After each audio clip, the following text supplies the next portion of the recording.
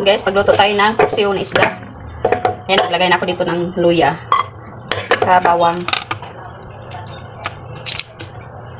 Pang tanghalian natin.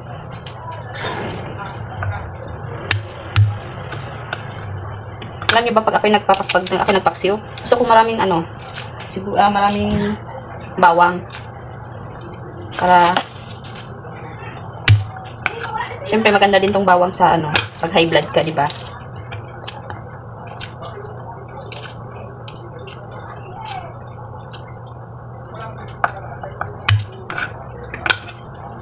Tsaka iba ako guys magluto ng paksiw.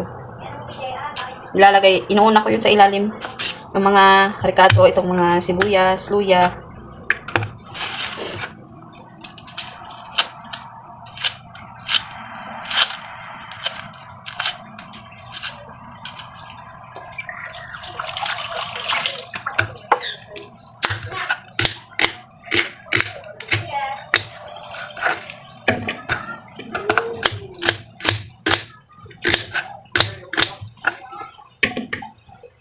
Tapos ito yung isda natin. Ayan.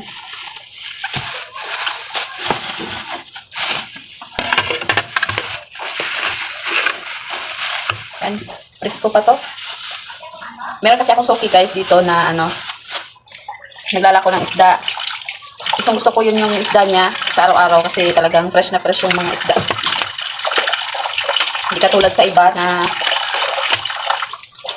ang pangit na ng mga isda nila. Hindi ko gusto. Yung sa suti ko, talaga yung mga isda niya.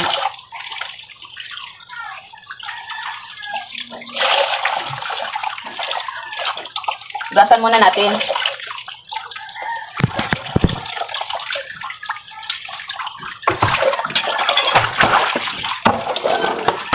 Tanggalan natin ng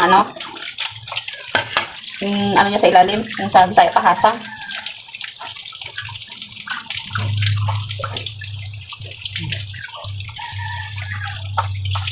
Ayan.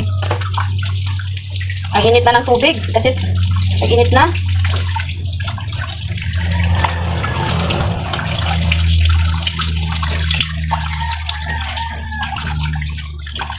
Para mamaya pag uwi ng asawa ko guys, may ulam na.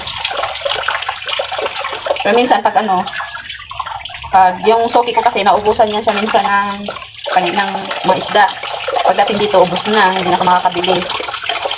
Kaya, kinachat ko na lang yung asawa ko na pag uwi niya galing trabaho, bibili na lang siya ng ulamin.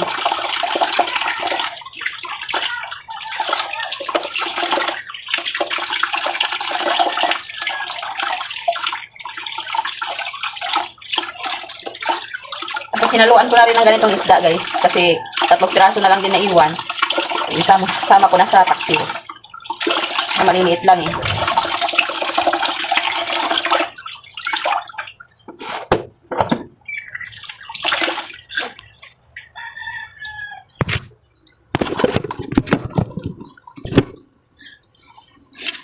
Ayan, ito ginagawa ko pa kung nagpapaksiw.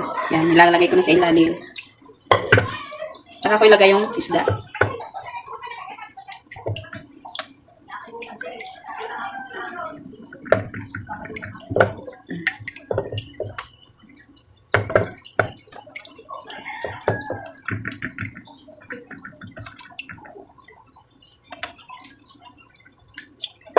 O, ayan na. Bago ko siya lagyan ng mga asin, litsin. Pero ang gagawin ko dito guys, siya adobong paksiw. Kasi mas gusto ko yung adobong paksiw kaysa yung puro na suka.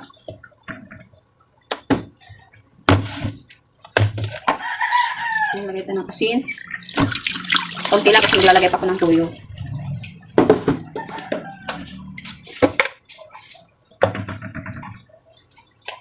Yan, sarap. Lagay tayo ng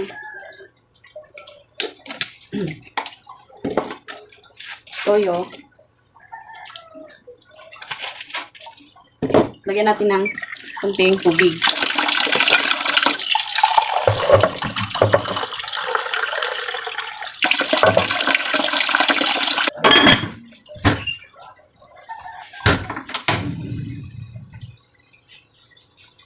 So, ayan.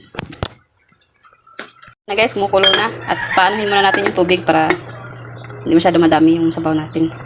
Ano guys, luto na. Yung paksiw natin na adobo. Thank you for watching.